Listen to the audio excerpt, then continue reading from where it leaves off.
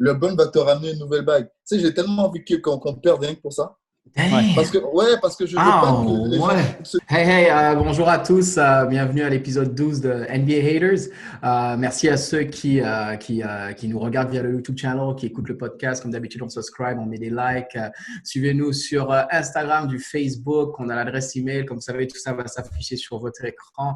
Je suis en train de faire une intro super rapide parce qu'il y a tellement de choses dont on a parlé aujourd'hui. Les gens sont chauds. Ils ont sorti des jerseys. Pour ceux qui, malheureusement, qui ne voient pas et qui écoutent, regardez-moi ça. Il y a des... Wow, les jerseys sont sortis. Un petit tour de table pour présenter tout le monde comme d'hab. Zaf, ça va ou quoi? Ça va, merci. Comment ça va? All right, ça va bien, merci. Marine, alors, tu vas bien? Ah bah nickel, écoute, Duncan Robinson et toi? Ouais, Marine, elle va bien. Et on a Mr. Lakers avec nous, a.k.a. Calon. Calon, ça va ou quoi? Ouais, pas trop bien, pas trop bien. Mais tu sais quoi, justement, pas trop bien. Look, on va commencer avec toi. Aujourd'hui, le thème très simple. Hein. On réagit à Instant React sur le match qu'on a vu hier soir. What a game, guys. What a game. Franchement, back and forth. C'était vraiment un super beau match de basket. C'est ce qu'on souhaitait voir, en fait, justement, une belle finale NBA. Calonne, au final, les Lakers qui come up short, ils perdent de 3 points. Tes réactions à chaud tout de suite. Vas-y, qu'est-ce que tu as pensé de ce match, en fait? Moi, je vais revenir sur ce que j'avais dit la dernière fois. C'est comme un chien, en fait. Tu lui tends un os, il va l'attraper. Et c'est ce qu'on a fait, en fait, le dernier match. On leur a fait croire qu'ils pouvaient gagner. Ils se sont dit, tu sais quoi? On va sauter sur l'os. Et ils ont saisi l'opportunité. Et je ne vais pas trop m'étendre sur Danny Green ni sur Markieff Morris parce que j'ai envie de les étrangler. Mais pas de violence ici. On va rester peace aujourd'hui. On reste pisse aujourd'hui. OK. Mais attends, avant d'envoyer ça de la direction à Marine, qui a un très grand sourire avec nous, juste savoir, toi, ton takeaway, parce que j'ai eu beaucoup de polémiques suite à cette action que fait justement LeBron James. Donc, bien entendu, on parle du drive. Il se fait double ou triple team et il fait un kick-out à un wide open Danny Green. Je veux juste savoir, toi, tu es de quel camp? Est-ce que tu es du camp de hey, look, c'est les finales NBA, LeBron James, regarde, je vois que tu as un jersey de Kobe sur toi.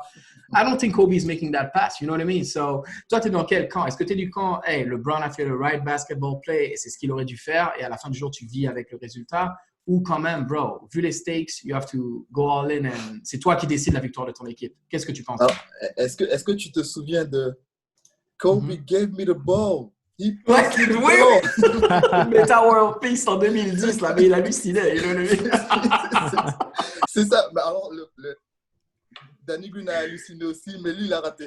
Et lui, il a raté, ouais, c'est ça en fait. Mais je pense qu'il fait le bon play. Fait le bon play. Parce que en fait, il était parti en tête pour aller au panier. Ouais. Et c'était flooded, quoi. Il ne pouvait pas aller plus loin. Donc, il était obligé de faire. Et Danny Green, franchement, n'importe qui aurait fait cette passe-là. Il est seul au monde. En fait, il a 2 heures pour shooter. S'il rate, là, ce n'est pas de la faute de LeBron. Si tu veux, ce que je peux reprocher à LeBron là-dessus, c'est de ne pas avoir suffisamment mis en confiance ses partenaires dans ce match. Parce que tu penses? Vas-y, parle-moi de ça. Vas-y, ouais. En fait, il a voulu prendre le match sur ses épaules et ça s'est vu dès le départ, en fait. Tu vois, il voulait que ce soit lui qui gagne ce match. Parce que t'as qu'à voir les 40 points. Hein. Il fait un match monstrueux, franchement. Il fait un super match. Mais le problème, c'est que c'est ça. Tu ne peux pas dépendre sur les gars à la dernière minute alors que tu n'as pas dépendu sur eux pendant tout le match. C'est ça. C'est-à-dire que dans ta tête, Danny Green, vu comment LeBron a joué pendant tout le match, surtout au 4e quart-temps, limite, il ne s'attend pas à la passe. Quoi. Limite, il se dit non, il se going on. Mais ça se voit, regarde jusqu'au il était derrière le tampon, il était super loin. True. Il était super loin, il ne s'attendait pas à cette passe, tu vois. Donc, et pour moi, c'est ça, c'est important de mettre, comme Duncan Robinson et compagnie, ils vont mettre ces shoots-là. Pourquoi? Parce qu'ils savent qu'à tout moment, ils vont recevoir cette balle. Tu vois? Et pendant tout le match, ils l'ont reçu. Donc, quand ils reçoivent au final, c'est pas une surprise, en fait. Daniel a reçu la balle en se disant « Wow, what's going on? » c'est clair. C'est le seul truc que je puisse le reprocher là-dessus. Mais il a fait un super match. Il a fait un grand match. Parfait. Look, justement, en parlant de Marine, toi, tu as le floor. On t'a beaucoup trash talk. D'ailleurs, Tatane, il a carrément dodgé l'appel là, parce il avait déjà annoncé que c'était fini vendredi. Malheureusement, c'est pas fini. Ah, là, il a esquivé. C'est ça, il a esquivé l'appel. Il a disparu, Tatane. Hein. Dédicace au sweep de gentleman. Hein. Ouais, c'est ça. Donc, vas-y, Marine. Pas de questions spécifiques sur toi pour commencer. Vraiment, donne-moi tes impressions. Qu'est-ce que tu as aimé voir dans ce match? Moi, avant d'envoyer ça dans la direction, je dois faire un petit mea culpa quand même parce que je me suis permis de pas mal un peu trash Kendrick Nunn au dernier match. Et je vois que Spoelstra lui a encore fait confiance. Il a raccourci sa rotation. Donc, il y a eu 7 joueurs qui ont foulé le floor. Et Spoelstra, il a fait confiance à Kendrick Nunn. Il joue 28 minutes au final, contrairement à 20 minutes de Iggy, alors que moi, je disais, limite, il fallait plus faire jouer Iggy que Nunn. Et il a fait un beau match. Moi, Nunn, à un moment, il me fait rire parce que c'est le parfait joueur où tu le vois shooter, tu es comme non, ah yes, il le met, tu vois. c'est ouf, quoi. Tu vois, il y a un moment, il fait un step back three avec Danny Green sur lui. Je suis comme, mais that's a bad shot. Oh, OK, he made it. Perfect. Mais j'imagine qu'il n'y a pas que lui, bien entendu. Donne-moi tes impressions. Comment tu as trouvé ton équipe sur ce match-là, en fait? Je l'ai trouvé engagé et qui a répondu physiquement, déjà. Ouais. Je trouve que ce qui montre l'engagement, ça a été l'action. Je crois qu'il restait 4 minutes dans le premier quart. Yeah. Et c'est une mise en jeu ratée des Lakers avec Jimmy Kika à Crowder qui loupe et plus de bague de Robinson. Et il n'y a personne autour. Je crois qu'il y a juste Rondo et je ne sais plus qui est le défenseur. Crazy. Yeah. Et rien que cette image-là, dès le premier carton, elle a montré tout l'engagement du 8 sur ce match. Ah ouais, c'est et là un peu la pression que les Lakers avaient en fait. Parce qu'on avait dit qu'au match d'avant, on avait ressenti toute la pression. Ouais. Mais je trouve que là, on l'a ressenti encore plus. Mais tu penses que la pression, tu la ressens plus du côté des joueurs des Lakers ou parce que Miami, est-ce qu'ils jouent vraiment avec la pression? Pour moi, ils jouent avec la hargne et le cœur, mais en vrai, je sais pas s'ils jouent avec de la pression. Qu'est-ce que tu en penses en fait? Je pense pas il y a forcément de la pression parce que c'est les finales NBA, oui, mais toute la pression qui est de la sphère NBA médiatique et globale, tout est sur les Lakers parce que tu attendais qui en finale? Nous déjà, il y avait très peu de monde qui nous voyait en finale NBA. Ouais. Toute la pression est chez les Lakers parce qu'eux, ils étaient attendus. Eux, ils ont tout un passif, tout ça. Toutes les déclarations, en fait, ils ont fait une espèce de nuit de déclarations qui maintenant, elle est sur eux, en fait. Ouais. Nous, on n'a rien à perdre. Hein.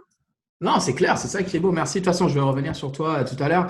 Zaf, le Brown fait. Alors là, tu as switché. T'as carrément, on oublie Jason Tatum et Jaylen Brown. C'est pas ça. En fait, j'ai acheté tous les maillots des équipes qui pouvaient tomber contre les Lakers, tu vois. Donc, j'ai un maillot de Giannis. Tu vois. Et bon, là, je suis content de porter. En plus, il est beau le maillot. J'avoue que le maillot de Miami est beau. Pour ceux qui écoutent et qui ne voient pas, c'est le Miami Vice jersey, mais le bleu et rose. Wow, Marine qui est en train de le montrer aussi. Donc, c'est celui-là, il est vraiment beau. Vas-y, continue ça. Fais ce que tu penses. Écoute, moi, j'ai trouvé que le match était très, très beau. Très intéressant. J'étais un peu déçu au début de la série avec les 2 premiers matchs où je trouvais que les Lakers dominaient. Là, ça y est, Miami s'est réveillé et joue un peu plus au niveau qu'on a vu au début des playoffs. Ouais, ils jouent leur basket, là, vraiment. Là, c'est du Miami Heat basketball, là, vraiment. Là. Vas-y, oui. Et puis, on retrouve un peu tout ce qu'on a dit au cours des derniers podcasts, c'est que Miami, quand ils sont bons à 3 points, c'est difficile de les arrêter. Et on l'a vu ce soir.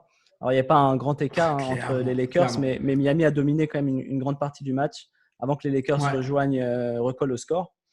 Mais Duncan Robinson est un facteur très important dans le sens où quand il est adroit à 3 points, bon, il met des problèmes aux Lakers en défense. Il fait 7 sur… Merci, et justement, t'inquiète, je vais te laisser continuer. Je vais juste préciser ce que tu dis pour Duncan Robinson. Il met 26 points, il fait 7 sur 13 à 3 points. Mais au-delà de mettre vraiment les 7 3 points, c'est vraiment certains shoots qu'il met. Il y en a qui met, tu te dis, oh my God! Il prend les écrans au bon moment. Il arrive quelque part, il est en train de sprinter pour se débarrasser de son défenseur. Il attrape la balle, il se retourne, il est en déséquilibre. Mais il a cette capacité à lâcher la balle assez vite lors de son shoot. Et en même temps à reprendre tout l'équilibre de son corps juste avant de shooter. C'est vraiment impressionnant, surtout pour un joueur qui n'était pas drafté. Donc, Et toi, tu es un shooter justement, parce que autant le shoot de Danny Green, franchement, je pense que toi, tu le mets à la limite. Mais les shoots que prend Duncan Robinson en sortie d'écran, and one, my God, c'est super impressionnant. En tout cas, moi, j'adore son attitude parce qu'il est aussi bon en attaque qu'en défense. Et je trouve que cette équipe est admirable dans le sens où il y a vraiment un esprit d'équipe. Et c'est Butler. Alors Butler, il a été critiqué dans d'autres équipes, mais Butler a réussi à mettre cette attitude positive en fait dans l'équipe. Incredible. Et il pousse ses coéquipiers vers le haut. il leur montre qu'il a confiance en eux. Donc, on retrouve un peu ce que Calonne disait, c'est-à-dire que LeBron n'a pas réussi à faire ça aux Lakers. Là, j'ai pas l'impression que ce soit le cas. Et même, tu vois qu'après le match, là d'hier, donc de vendredi, tu as Robinson qui a mis un maillot de Goran Dragic. Je sais pas si tu l'as vu. Enfin, un t-shirt. Il a mis un t-shirt. Vas-y. Ouais. Donc, c'est quand même quelque chose d'important. Donc, il montre que, Goran ne peut pas jouer parce qu'il est blessé, mais moi, je pense à lui. Et il le dit qu'à chaque fois qu'il joue, il a dans la tête tout ce que Goran lui a appris, d'être agressif, d'aller chercher les balles aussi bien en défense et d'aller chercher les shoots en attaque, de jouer au mieux qu'il puisse. Tu vois, et en fait, je trouve que tout cet esprit d'équipe est un bon mélange entre rookies, parce que c'est quand même fou que deux rookies soient dans le 5 et qu'ils soient en finale. Donc, et un troisième rookie qui est dans la rotation en parlant de Kendrick Nunn, parce qu'il est rookie aussi. On peut presque dire qu'il est dans le 5. Quelque part, c'est une équipe avec 3 rookies, avec deux vétérans. Donc Butler, on va le considérer comme un vétéran, mais Butler et Dragic. Et l'équipe marche, c'est incroyable. Et je vais juste finir sur un petit truc par rapport à Danny Green. Écoute, Danny Green a eu du mal à trouver son shoot depuis un grand moment dans cette saison. Donc, moi, je trouve le choix de LeBron de lui donner la balle n'est pas un mauvais choix parce qu'il est tout seul. Tu vois, moi je critiquais Crowder et Olynyk qui recevaient des ballons quand ils étaient tout seuls, mais c'est le même niveau là. Bon, Danny Green est un peu plus shooter que les deux autres. Mais la passe de LeBron vers Danny Green n'était pas très très bonne en fait. Parce que Danny est obligé, même s'il a le temps. On est d'accord, il a eu vraiment vraiment beaucoup de temps pour prendre la balle en bas et armer le shoot. La passe n'était pas excellente. Et derrière, il est un peu trop court. C'est beaucoup de pression pour un gars qui n'a pas eu de shoot de toute la saison, de shoot décisif comme ça. Tu vois, il n'en a pas eu beaucoup. Et là, il se retrouve surpris à boum, on lui balance, alors que les 4 actions d'avant, LeBron l'a fait en mode. C'est exactement ce que Calonne disait, c'est clair. Moi, je ne lui jette pas la pierre en tout cas. Parfait. Je vais continuer avec. Merci, Zaf, c'est apprécié. Calonne, je vais continuer avec toi. Justement, on va parler de LeBron parce que un truc, il a été vraiment monstrueux sur ce match. Et si je suis Miami, il a joué le match qu'il voulait. C'est-à-dire qu'il fait, je regarde mes stats là, il fait 6 sur 9 à 3 points. 66% à 3 points. Il fait 15 sur 21 au shoot. Il shoot 71% au shoot. Et au final, ils perdent ce match-là, quoi. Si tu es Miami, eux, tu vois les 3 points que LeBron il mettait là, ils veulent ça, tu vois. Ils veulent, je pense que dans la tête de Spoelstra, ils se disent, you know what, let's make LeBron James a jump shooter. Tu sais quoi, tes 3 points là, tu vas pas nous faire 6 sur 9 à chaque fois. Ils font un match comme ça et ils come up short. Ils jouent quand même 42 minutes. Je sais qu'on a vu Jimmy Butler jouer beaucoup aussi, qui était fatigué. Comment tu penses qu'il bounce back d'une performance comme ça? Donc ça, c'est la première question que j'ai par rapport à LeBron. Et l'autre question que j'ai pour toi aussi, et tu vas pouvoir répondre sur les deux, c'est AD est correct? What's going on with AD, man? Parce que ce gars-là, il me fait… What's going on? Vas-y. Alors, sur LeBron, on en a parlé à plusieurs reprises. Les shoots qui prend à 3 points, en général, il n'y a pas de mouvement de balle. Hein. Il va faire quelques dribbles. Alors, les défenseurs, tu le vois très bien. Hein. Moi, Duncan Robinson, je ne recule pas sur lui. Les gars qui défendent contre LeBron, ils reculent. Oui. Donc, parce qu'ils veulent qu'ils prennent ce shoot. C'est ça, ils acceptent ce shoot-là, en fait. Exact. Ils acceptent ce shoot-là. Tu vois, parce qu'il ne va pas le faire. Et surtout qu'ils le savent très bien. Ils savent que les autres gars ne sont pas en confiance. Donc, si LeBron prend tout sur ses épaules, ça veut dire qu'il n'y a pas de facteur X. Tu vois? Et tant qu'il n'y a pas de facteur X, il ne peut pas aller plus loin. Donc, LeBron ne va pas porter toute l'équipe, il ne va pas marquer 100 points. Tu vois ce que je veux dire? Et pas de circulation de balles. À un moment, ils vont se retrouver coincés. C'est arrivé à plusieurs reprises où ils sont à 5 secondes, ils n'ont pas de solution et ils font n'importe quoi. End of shot clock, exact. Tu vois? Donc, Miami est très content de voir LeBron utiliser la balle comme ça. Hier, il a eu de la chance, c'est rentré. Enfin, pas de la chance, c'est du talent aussi. Oui, mais voilà, c'est au-dessus de sa moyenne et ils perdent quand même ce match-là. Franchement, t'es Miami, t'es d'accord qu'on refait la même en fait, techniquement. À chaque fois qu'il a marqué 40 points dans cette série, on a perdu. Hein. C'est aussi simple que ça. I didn't know that stats. Wow, là, c'est intéressant. Ça, en fait. Il a marqué 2 fois 40 points. Est-ce que tu as ces stats de plus et moins? Il est plus comme match. Je pense qu'il est plus 5. Il est plus 5, un truc comme ça sur le match. Oui, non, il fait un bon match. C'est vraiment. Il est plus. Ok. Et Ouais. Bon, et en même temps, c'est ce que je disais, son caporal sur le terrain, Anthony Davis n'a pas de ballon. Quand il a le ballon, il a 3-4 gars sur lui, il est obligé de faire des shoots à des distances, Ouais, c'est etc. compliqué, ça. C'est très compliqué pour lui. Et bon, je sais pas, on a l'impression qu'il floppe beaucoup parce que la blessure, en fait, non, mais c'est un truc de fou quand même. Hein. Ouais. La blessure qu'il a, Ouais. c'est selon ce que j'ai compris, en fait. Hein. Il s'est fait une petite coupure sur le tendon. Donc, il n'est même pas vraiment blessé. Et il se tord par terre, en fait. Donc, tu as tout la Lakers Nation qui est en train de se dire ah, c'est foutu, on a perdu Anthony Mais Davis. même ses coéquipiers, c'est pour ça que je trouve que, hey, mec, parce que c'est pas que la Lakers Nation, c'est pas que, c'est même, ça fait deux choses pour moi. Et c'est pour ça que si c'est pas une vraie blessure, c'est encore pire ce qu'il fait parce que ça fait deux choses. À tes coéquipiers, c'est comme, oh my God, is he okay, whatever, da, da, da. Et à l'adversaire, ils sont comme, ah ouais, that guy is a little bit injured, let me go get it. You know what I mean? Ça fait deux. Je pense qu'il était vraiment blessé parce que regarde, même jusqu'à la fin, il s'est fait une entorse à la cheville après. Ah, tu parles pas de la même blessure. Pied. Et t'as peut-être eu un peu des deux, tu sais, il a eu mal et il y a surtout eu de la peur, je pense, avec tous les blessures et les rechutes qu'il a fait. Donc je pense que la peur, elle a aussi joué sur le côté psychologique ou peut-être qu'il a cru que c'était plus grave que ce qu'il avait en fait. Mais justement, Marine, c'est bien que tu dis ça parce que moi, je veux quand même t'entendre réagir. Merci, Calonne. Je veux quand même t'entendre réagir sur la performance de Butler. Parce que, tu sais, j'avais dit, moi, à l'épisode d'avant, que pour que Miami ait une chance, il faut que Butler il joue au moins 46 minutes sur 48. Au final, il joue 47 minutes. Il a tout donné, le mec. Il défend sur Anthony Davis. Il défend sur LeBron James. Il met 35 points. Il fait un triple-double. Il fait 5 interceptions. Ça, c'est vraiment la stat que j'ai aimé avec lui. Et au-delà de ça, vraiment montrer un leadership avec de sa team. Miami, pour moi, et tu pourras réagir sur, bien sûr, la performance de Butler. Le match, il a été serré tout le long. Ils sont up par 1 après le premier quart-temps. Ils sont up 4 à la mi-temps. Ils sont up 4 après le troisième quart-temps. Et ils gagnent par 3. Là. Je veux dire, la game était serrée all the way. Butler fait un match extraordinaire. Réagis sur ça et dis-moi comment les gars se sentent pour la suite. Parce qu'après, je vais faire un tour de table avec tout le monde pour qu'est-ce qu'on s'attend à voir pour la suite. Vas-y. Je pense que dès le début, on a vu que Butler, et de par ses déclarations d'avant-match, il a clairement dit que c'était pas fini, qu'il allait avoir un autre game en fait.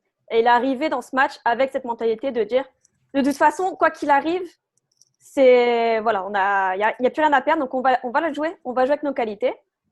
On a dit que Miami se sentait mieux quand ils étaient dans la position des underdogs. Yeah. Et c'est ce qui s'est passé. Ils sont arrivés sans peur. Yeah. Jimmy, il a défendu sur LeBron vraiment au niveau qu'il est un grand défenseur que c'est en fait. C'est ça, c'était extraordinaire. Tu vois la dernière possession, là où LeBron prend ce fameux lay-up qui kick out à Danny Green sur le shoot manqué, il va le chercher très très haut. Il lui laisse aucun shoot. Il lui a mis la pression défensive qu'il fallait. Ouais. Parce que selon moi, sur cette action, LeBron doit se créer son shoot. Il ne doit pas y avoir de je vais essayer de faire un lay-up ou quoi. Yeah. Fais une Kobe, fais une Michael, fais une Damian Lillard, fais ce que tu veux. Mais pour moi, c'est lui qui doit go prendre get that son one. C'est pas son style, go get it. Je sais que c'est pas son style, mais au bout d'un moment, les grands joueurs, ils se créent leur chance eux-mêmes. Okay. Tu vois, il y a des coups du sort, mais t'es le gars chaud à 3 points de ton équipe. Okay. Bah, tente-le. T'as mis un 3 du S du logo. Prends-le. C'est clair. Normalement, au bout d'un moment, t'es LeBron James, Jimmy Butler, pas Jimmy Butler. Tu te dois au moins. Tu dois y aller. You have to go get it. Ouais, c'est clair. Je vais te demander qu'est-ce que tu penses pour la suite parce que j'ai mon producer Zaf qui me dit en back qu'on arrive un petit peu à la fin du pod ici. Donc, alors le cœur là, il y avait la tête, il y avait le cœur. Là, le cœur et la tête commencent à s'aligner. Tu l'as vu. Right, il est là. Il y aura 3-3. Il y aura 3-3, d'accord. 3-3. Il y aura 3-3. Et match 7, il est pour le 8. Parce okay, que ça marche. je suis d'accord avec toi sur le mea culpa dans le sens où j'avais dit aussi que Kendrick Nunn devait moins jouer. Yeah. Il a eu la confiance et dès le début du match, on a retrouvé le Kendrick Nunn de saison régulière. Il n'a pas peur, il y va. Vas-y. On a eu c'était pas Bam Adebayo qu'on a eu comme j'ai dit en privé. J'ai dit on a eu Bam Adebayo en fait. Il a loupé, il a loupé des trucs qu'il loupait jamais. Et l'action d'après, il va te faire un contre sur Rondo sur la planche. Il va te faire un petit truc.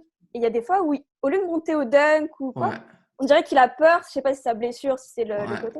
Je pense que ça joue aussi, forcément. Je pense aussi, mais et sans un grand Bam Adebayo, mais qui a quand même fait des stats corrects. Il a fait son taf, c'est ça, pour faire son taf. Ouais, et tu gagnes contre des Lakers avec un LeBron James en mission, on l'a vu surtout.